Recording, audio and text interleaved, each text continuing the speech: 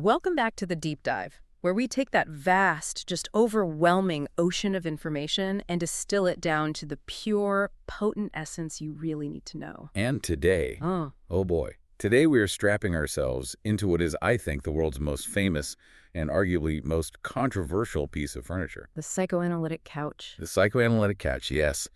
We are doing a comprehensive deep dive into the life, the work, and the very contested legacy of Sigmund Freud. Born Sigmund Freud in 1856, the Austrian neurologist who, well, founded psychoanalysis, this is a figure whose influence is so pervasive you don't even realize you're speaking his language until you really stop and look closely. It's true. And the sources we've pulled for this, they really force us to move past that, that pop culture caricature of the pipe-smoking sage of Vienna. Totally. They paint a picture of a man with this intense, almost reckless scientific ambition, and these dramatic theoretical reversals, and, a profound cultural reach. The poet W.H. Auden said Freud created a whole climate of opinion under whom we conduct our different lives. That's not just a person, that's like a geological shift in how we think.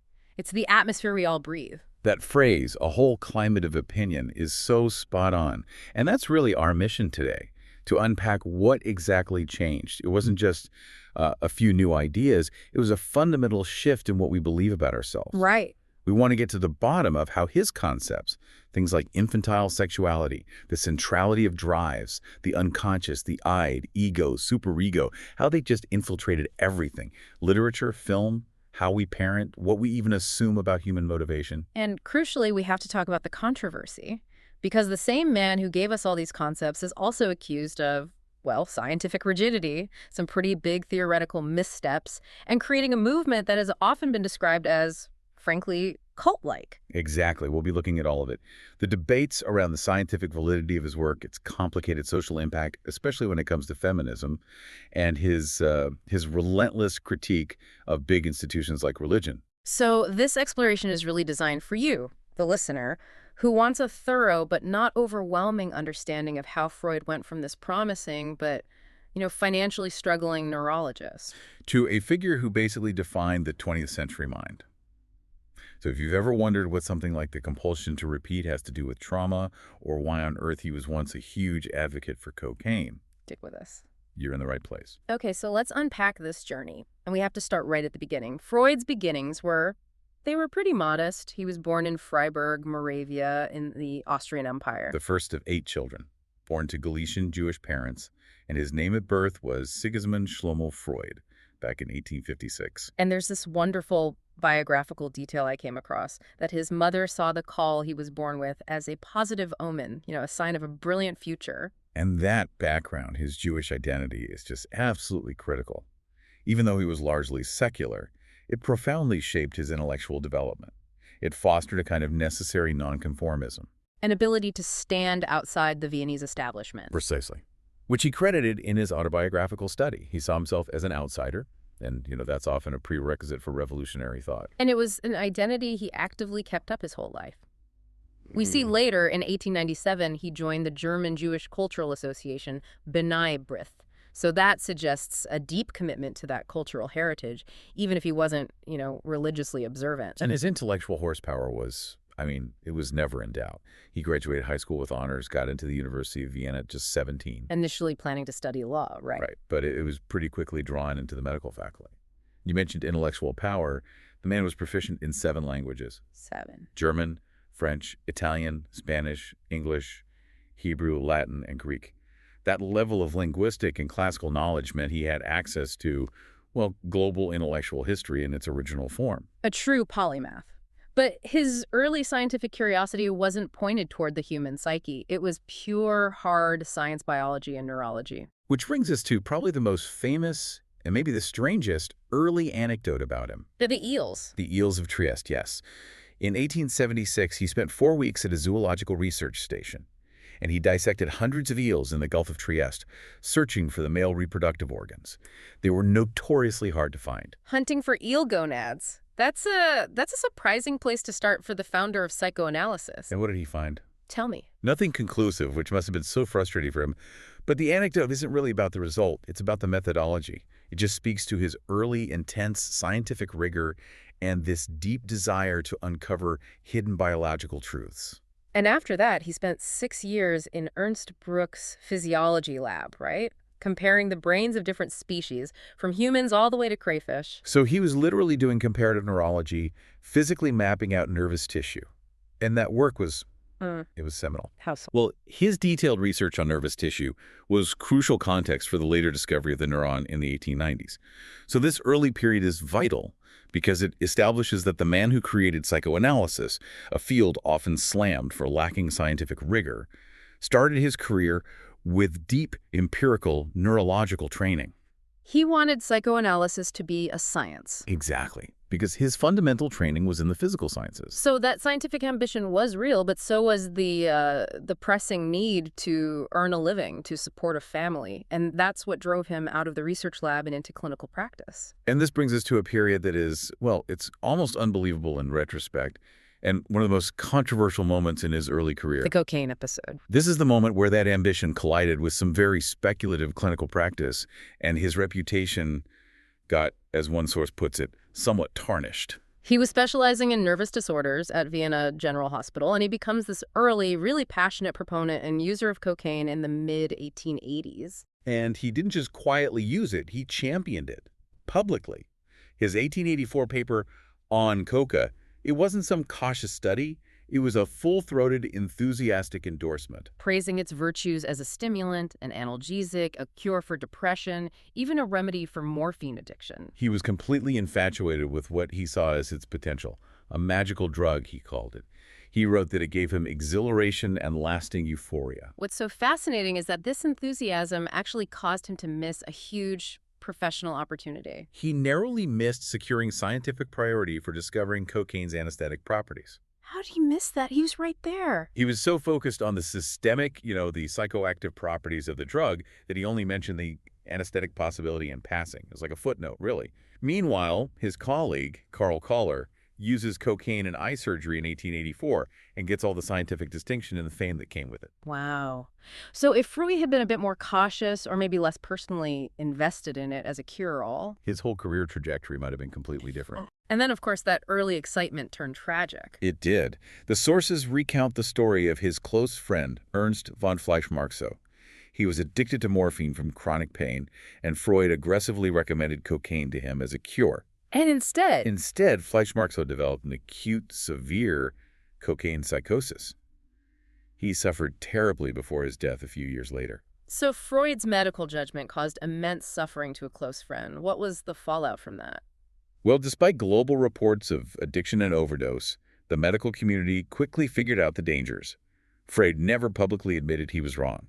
He never revised his earlier enthusiastic claims, although his reputation definitely took a hit in Vienna. But he did stop recommending it. Publicly, yes, but the record shows he kept taking it occasionally for his own migraines and depression until about 1896.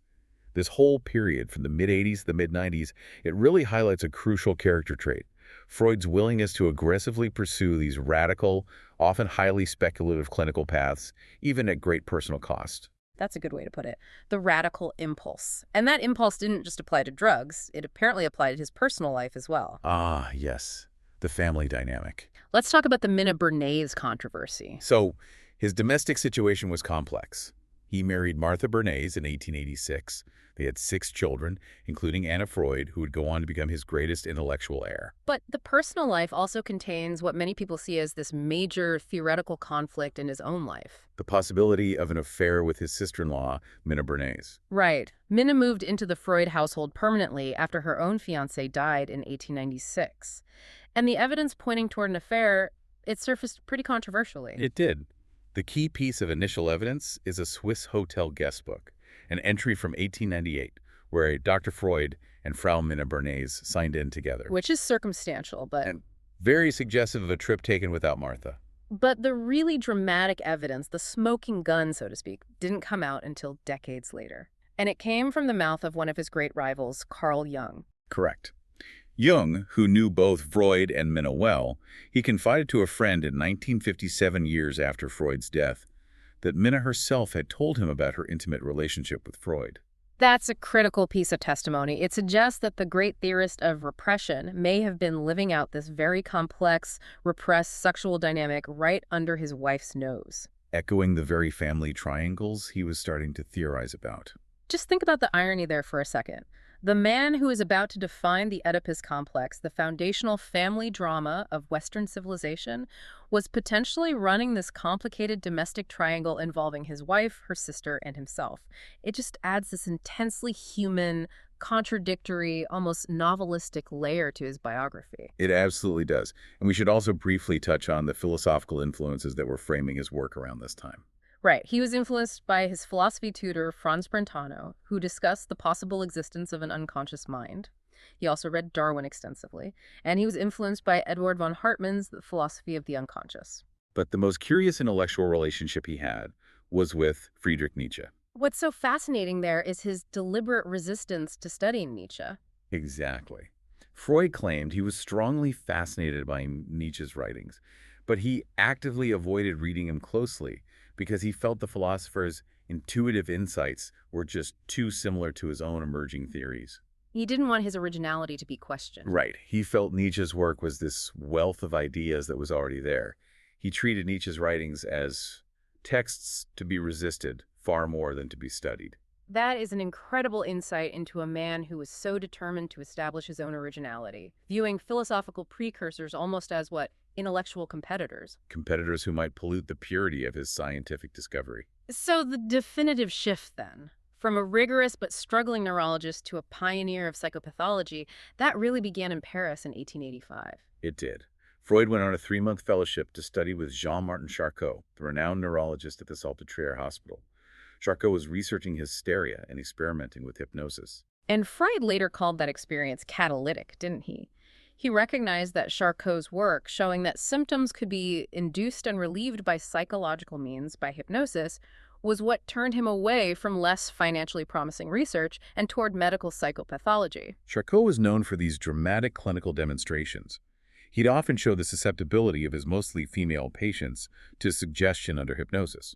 And when Freud returned to Vienna and went into private practice, he adopted the technique of his friend and collaborator, Joseph Breuer, who used a less suggestive form of hypnosis. And this leads us to the pivotal case, the one that gave the technique its famous name. The treatment of Anna O., whose real name was Bertha Pappenheim. Right. She became famous because she was the one who coined the term talking cure. Exactly.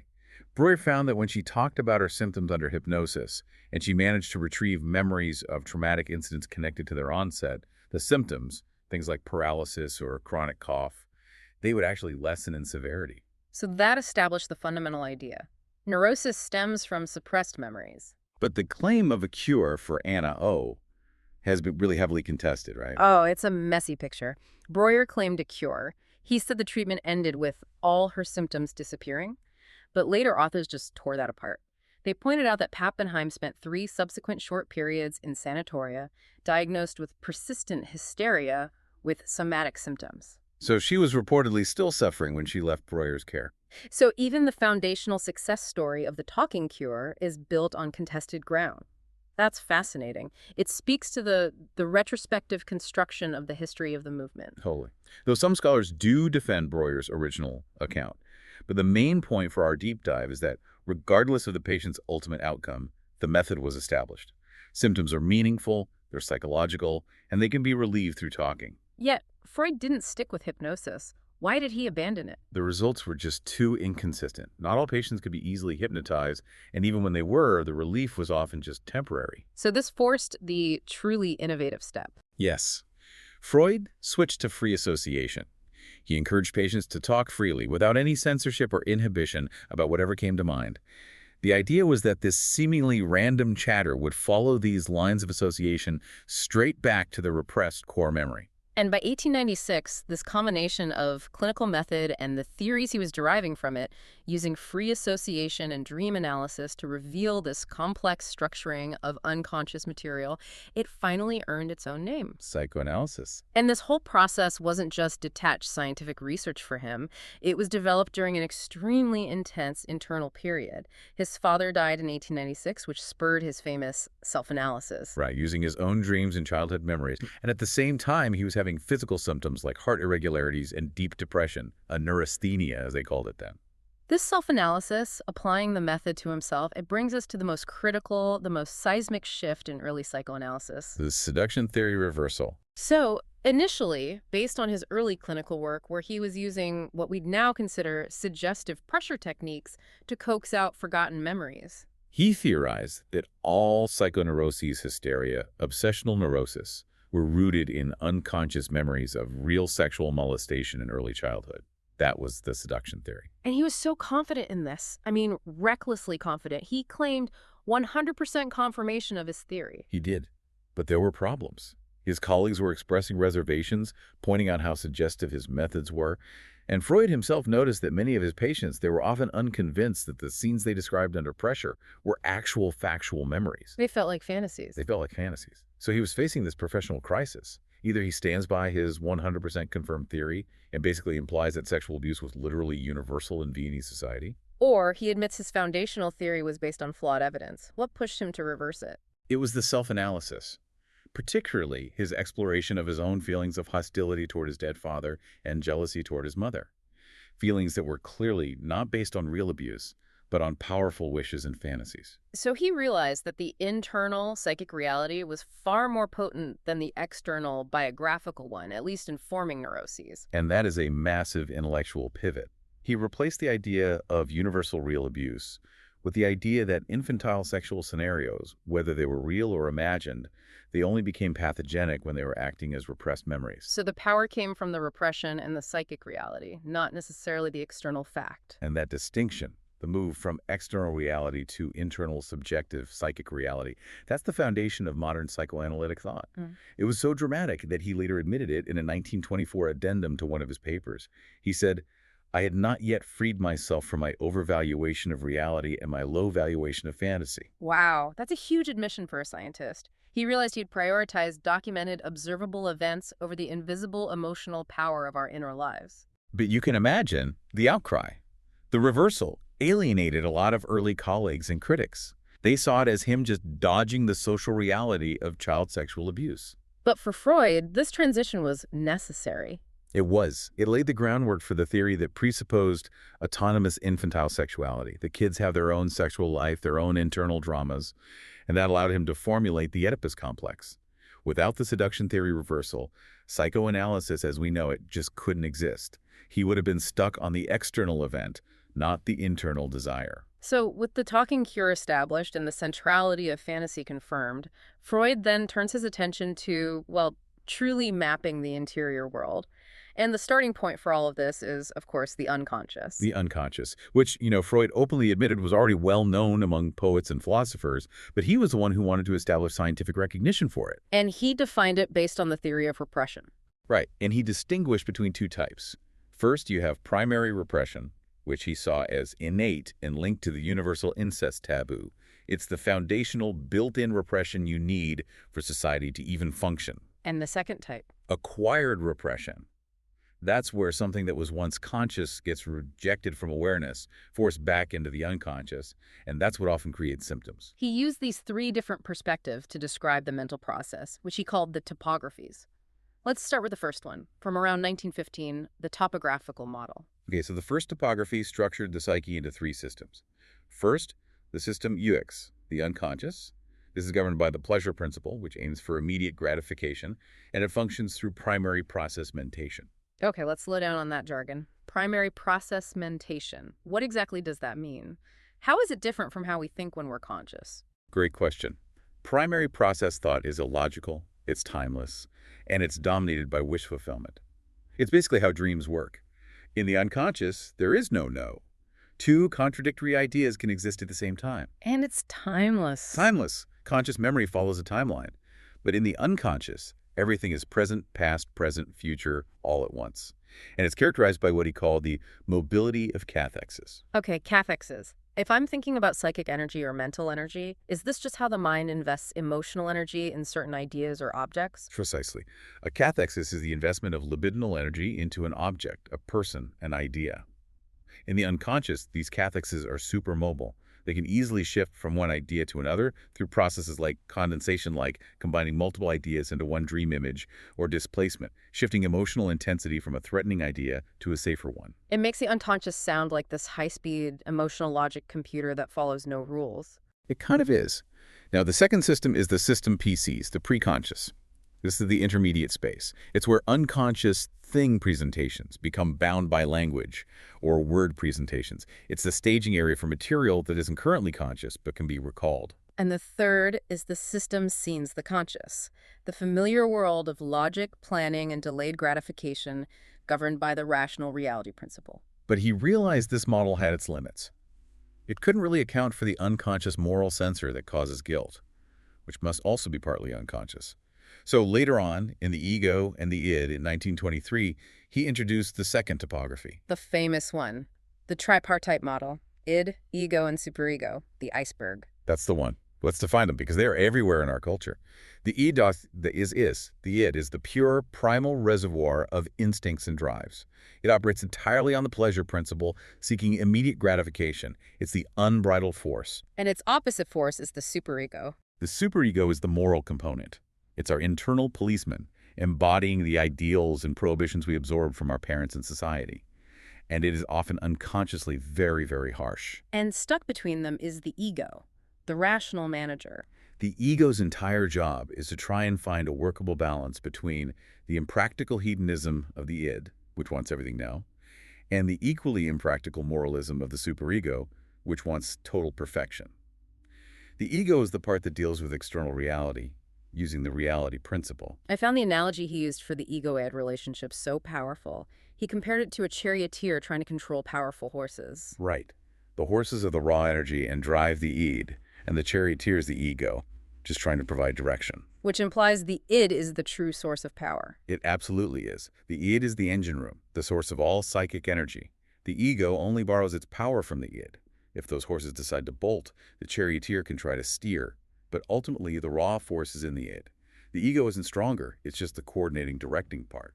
And when the ego gets overwhelmed by the conflict, it uses the famous defense mechanisms. Denial, repression, rationalization, all to manage anxiety. Now let's get into those primal forces, the drives that are in the id. Freud believed the human psyche is subject to two constantly conflicting forces. The life drive, eros or libido, and the death drive, thanatos. The life drive is pretty easy to grasp, I think. It's the sexualized energy, libido, that generates erotic attachments, aims to bind things together, maintain life, reproduce. But the death drive, or thanatos, that's the concept that really throws people. It was a term introduced by Paul Federn, but Freud inferred its existence in Beyond the Pleasure Principle in 1920. What is it exactly? It's the source of compulsive repetition, aggression, hatred, and neurotic guilt.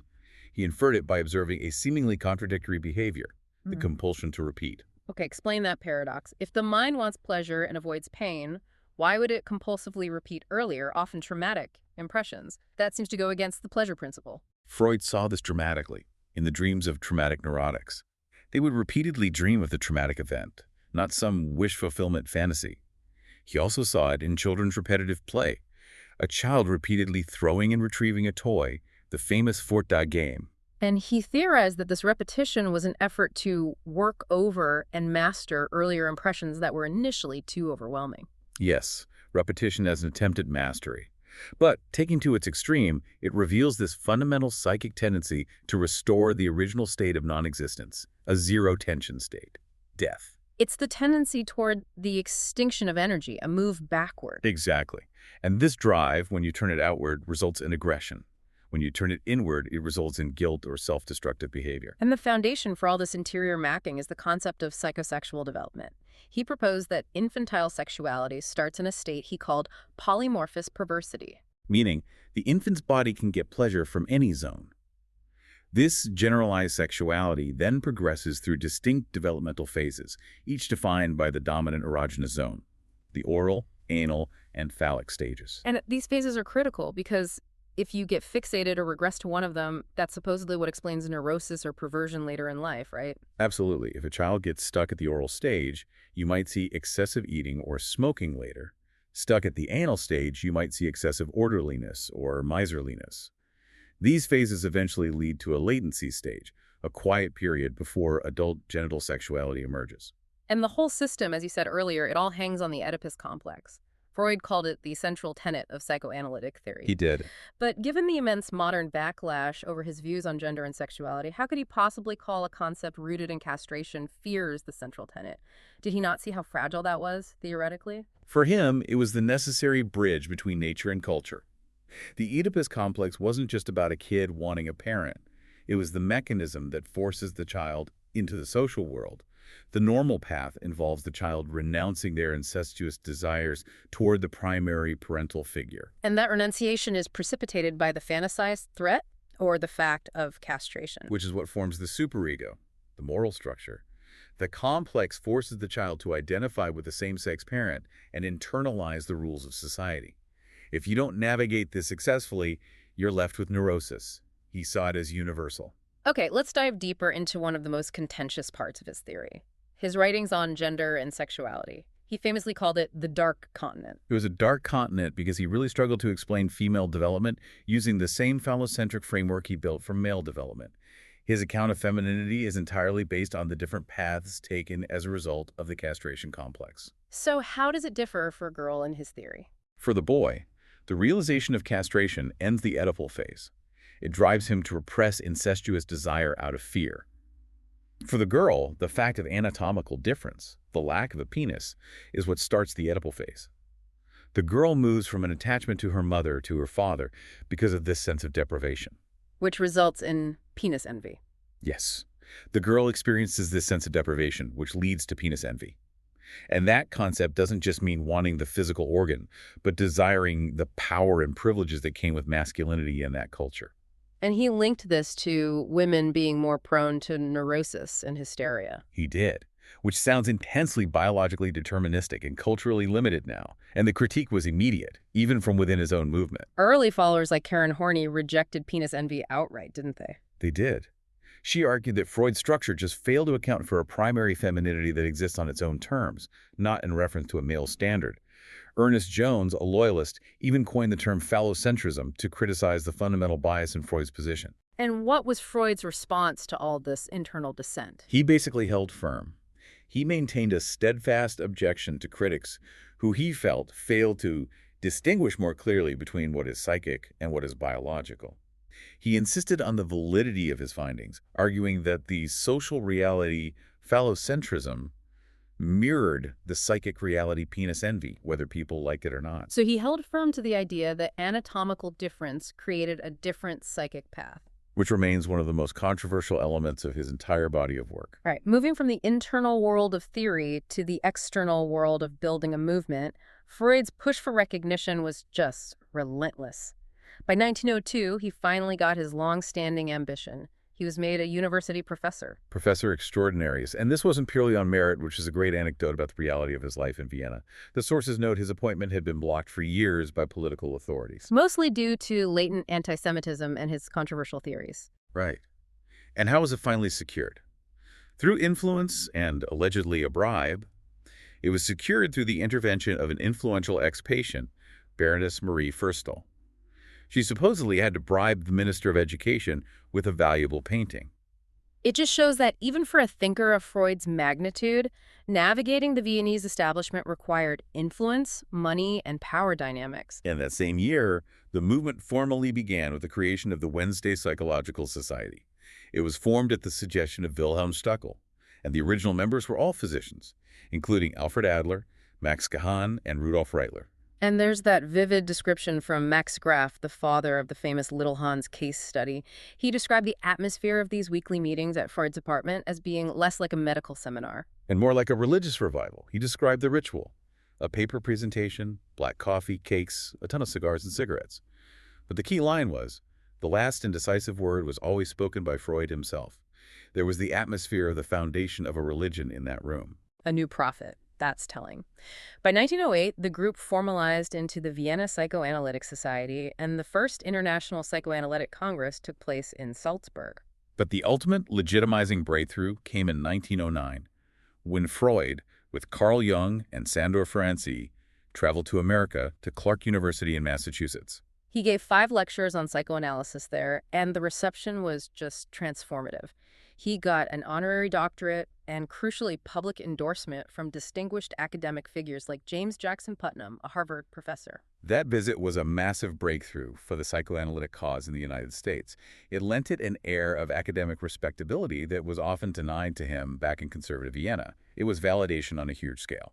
But movement, which was founded on this idea of theoretical coherence, it very quickly faced these dramatic schisms. Freud's personality, his need to be the authority, his inability to handle major theoretical dissent, it meant that his brightest early stars became his greatest rivals. The first major departure was Alfred Adler, who resigned in 1911. And the split was fundamentally intellectual. While Freud was insisting on the centrality of sexuality and infantile drives, Adler was focused on social factors, feelings of inferiority, and the striving for superiority. He shifted the focus from the internal eider versus ego conflict to the individual's relationship with society. And he took 9 other members with him. He did. He formed the Society for Individual Psychology. It was a massive philosophical divergence. Then came the most famous split, the one with Carl Jung. Ah, yes. The relationship began with so much promise. Freud saw Jung, a non-Jew and the director of a major Swiss hospital, as the perfect person to carry psychoanalysis into the mainstream. Their bond was initially strong, but their views just diverged so dramatically. Jung was moving toward mysticism, the spiritual, the collective unconscious. While Freud insisted on a biological materialist foundation rooted in sexuality. Jung signaled the definitive break when he published Psychology of the Unconscious in 1912. He resigned as president of the IPA in 1914, and the schism was total. It left a deep wound in Freud. To manage and safeguard the theoretical coherence against these painful public splits, Ernest Jones initiated the formation of the Secret Committee in 1912. The inner circle, the loyalists. Yes, it included Jones, Abraham, Ferenczi, Rank, and Sachs. They all got a golden signet ring from Freud and pledged not to make public theoretical departures without talking about it first. It was designed to be the theoretical guardian of the analytic movement. But even the loyalists fractured. Otto Rank was the final defection from that inner circle after he published his 1924 book, The Trauma of Birth. Rank's focus on the trauma of separation at birth as the central source of anxiety rather than the Oedipus complex was just too much for the others. They saw it as abandoning the core tenet of psychoanalysis. Rank eventually left for the United States, and that was the end of the initial loyalist unity. Despite all this constant internal turmoil, the movement institutionalized rapidly after World War I. It established this powerful global footprint. Institutes and clinics, crucially offering free treatment to the poor, were established everywhere. Berlin, London, Budapest, Vienna. It showed a real commitment to social outreach, making the method accessible. There's also that strange historical footnote about Russia, isn't there? Indeed. The Russian Institute briefly got state support after the Bolshevik Revolution, until Stalin, in a move that other totalitarian regimes would copy, denounced psychoanalysis on ideological grounds in 1924. One later institutional conflict that really highlights Freud's principal position was the lay analysis debate in the mid-1920s. This is a battle against the American societies. They were pushing hard against non-medically qualified analysts, fearing for professional standards and, litigation. Freud was completely opposed to this medical exclusivity. Why did he defend the non-medical analysts so fiercely? He laid out his case in The Question of Lay Analysis in 1926. He believed the practice of analysis was fundamentally psychological, not medical. He felt that requiring a medical degree would limit the field's intellectual scope and exclude gifted practitioners whose training was in philosophy or history or literature. So he was fighting for the intellectual independence of the method over pure medical professionalization. He argued that analysis needed thinkers, not just doctors. Eventually, an agreement was reached, allowing local societies to decide for themselves, but the debate just showed Freud's fierce concern for the method's integrity. Okay, now we get to the core of why Freud is still such a topic of intense discussion today, his colossal legacy. And we have to start with the thorny, persistent issue of the scientific status debate. This is where his theories meet the hardest scrutiny. The central challenge came from philosophers of science like Karl Popper, who famously argued that Freud's psychoanalytic theories were unfalsifiable. Meaning no conceivable experiment or observation could ever prove them wrong.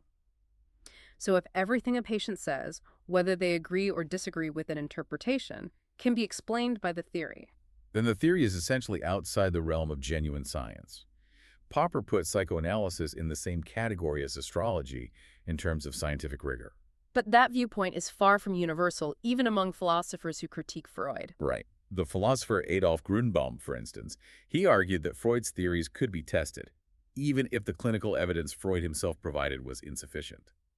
Roger Scruton made a similar point, pointing specifically to repression as a theory with testable consequences.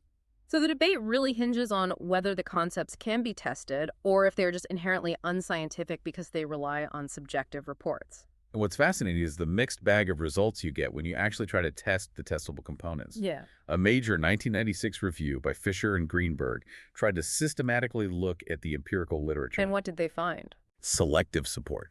They found strong support for some of Freud's major concepts, like the existence of oral and anal personality constellations, the idea that certain character traits reliably clustered together based on early developmental conflicts. They also found evidence supporting the role of Oedipal factors in male personality. But that same review contradicted other key Freudian ideas, like the notion that dreams are primarily wish fulfillments. So the evidence is selective.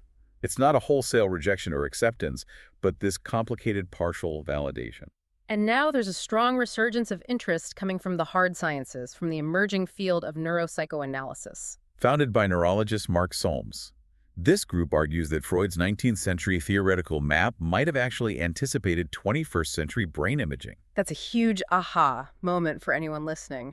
How are they connecting the id, ego, and superego to the physical brain? Well, Solms and his colleagues argue that modern neuroscientific findings are broadly consistent with Freudian concepts.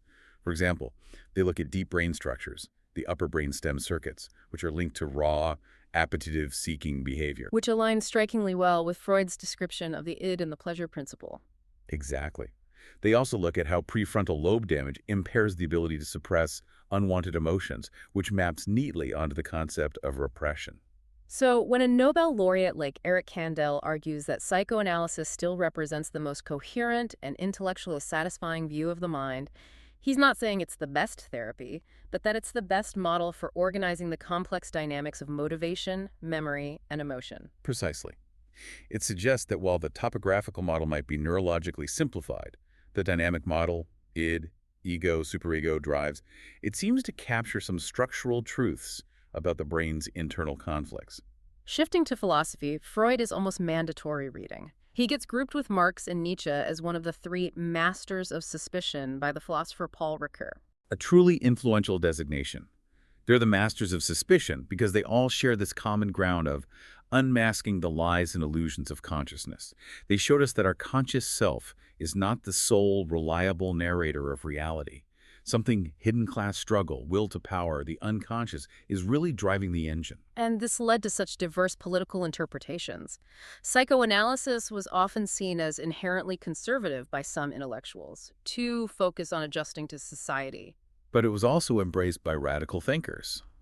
Herbert Marcuse, in his hugely influential book Eros and Civilization, challenged that conservative view. He argued that Freud and Marx were addressing similar fundamental questions about societal repression and the necessity of containing our primal drives for civilization to even exist. The Freudian left used his concepts to critique capitalist structures and social norms. And finally, we have to look at his provocative and consistent critique of religion. He certainly didn't give traditional belief any special status. Not at all. He viewed the monotheistic God as an illusion, rooted entirely in the infantile need for protection from the world, a kind of supernatural paterfamilias. He saw religion as fulfilling a psychological consolation function against the fear of death, nature, and the dangers of civilization. Right. In The Future of an Illusion from 1927, he argued that while religion might have been necessary to restrain humanity's violent nature early on, modern society had reached a stage where it should set aside this illusion in favor of reason and science. And in his anthropological work, he doubled down on the Oedipal connection. In Totem and Taboo, he proposed that society and religion began with this primal patricide, the killing of the father, and the subsequent institutionalized reverence for him. And he later analogized this in his last work, Moses and Monotheism, arguing that the Roman Catholic rite of Holy Communion could be seen as cultural evidence of the killing and devouring of the Sacred Father figure. He linked the deepest personal neurosis directly to the broadest strokes of cultural history. Moving to the last chapter of his life, we find Freud facing just immense physical and historical pressure. He was a prodigious cigar smoker, started at age 24, believing it enhanced his work capacity. Despite warnings from colleagues like Wilhelm Flies, this smoking habit tragically led to buccal cancer jaw cancer, which he developed in 1923. He initially tried to keep the lesion a secret. The sources detail how he consulted doctors who minimized the severity but urged him to quit smoking, an order he pretty much ignored. One of his doctors actually decided to withhold the truth that the growth was cancerous because he worried that Freud, already suffering from severe depression, might attempt suicide if he knew the diagnosis. So he spent the rest of his life, over a decade, dealing with this disease, undergoing a series of operations, his speech severely impaired by a prosthetic device. And that physical suffering was compounded by the growing historical threat. The pressure mounted dramatically after the Anschluss in March 1938 when the Nazis seized control of Austria. He had stubbornly underestimated the danger. He wanted to stay in Vienna, even after his books were burned in Germany in 1933. And his famous sardonic response to the book burning just sums up his view. He said, "What progress we are making. In the Middle Ages, they would have burned me. Now they are content with burning my books." But the threat stopped being theoretical when his daughter, Anna Freud, was arrested and interrogated by the Gestapo on March 22, 1938. That experience finally convinced Freud that he had to seek exile in Britain immediately. And the escape was a logistical nightmare. Ernest Jones, the president of the IPA, he flew in to convince him and then returned to London to expedite 17 immigration permits for Freud and his entire family party. American diplomats also helped, resulting in regular monitoring of their apartment to ensure their safety. And the departure was complicated by massive Nazi financial extortion. He had to negotiate a Reich flight tax and other huge charges to leave the country. He couldn't access his own accounts, so his wealthy French follower, Princess Marie Bonaparte, provided the funds to secure the exit visas. And this is where the story takes this almost unbelievable turn, the intervention of a highly placed, sympathetic Nazi. Yes. The appointed Nazi commissar, tasked with managing Freud's assets, and those of the IPA, was a Dr. Anton Sauerwald. And this man, after reading Freud's books, the very books he was supposed to be inventorying for seizure, he became sympathetic to the cause. That is just astonishing. He actively helped Freud. He did. Instead of disclosing Freud's foreign bank accounts to his superiors, he concealed them. He also stored the entire IPA library in the Austrian National Library, actively protecting Freud's intellectual and personal property. It's one of history's great acts of quiet, intellectual defiance. And that protection continued even after the war. Sauerwald was tried by an Austrian court in 1945 for his Nazi activities, but Anna Freud intervened. She confirmed in a written statement that he used his office as our appointed commissar in such a manner as to protect my father, which helped get him released. So Freud, his wife, and his daughter Anna finally left Vienna on the Orient Express on June 4, 1938. They settled in Hampstead, London, at 20 Maresfield Gardens. And despite his advanced illness, he kept seeing patients and worked on his last books, Moses and Monotheism, and the uncompleted, An Outline of Psychoanalysis. His cancer became inoperable by mid-September 1939. He was facing torture, pain that he said makes no sense because of the constant operations and prosthetics. He reminded his doctor, Max Schur, of their contract not to leave him in the lurch. Schur discussed the situation with Anna. On September 21st and 22nd, 1939, Schur administered high doses of morphine. And Sigmund Freud died shortly after, on September 23, 1939, just as Europe was plunging into the war he had tried to escape. His ashes were later placed in an ancient Greek crater, a vessel painted with Dionysian scenes, a gift from Marie Bonaparte that he kept in his Vienna study. A fitting final resting place for a man who spent his life exploring the primal Dionysian forces of the unconscious. So we've traced this incredible contradictory trajectory of Sigmund Freud, from a neurological researcher hunting for eel gonads and wildly advocating for cocaine, to pioneering the talking cure based on dream interpretation and free association, and ultimately mapping the internal world with the id, ego, and superego. And his legacy, as fiercely debated as it is, it transformed the humanities and it remains vital. It extends into neo-Freudian therapies, critical theory, and, surprisingly, is finding new life in modern neuroscience, which is looking for physical correlates for concepts like repression and drives.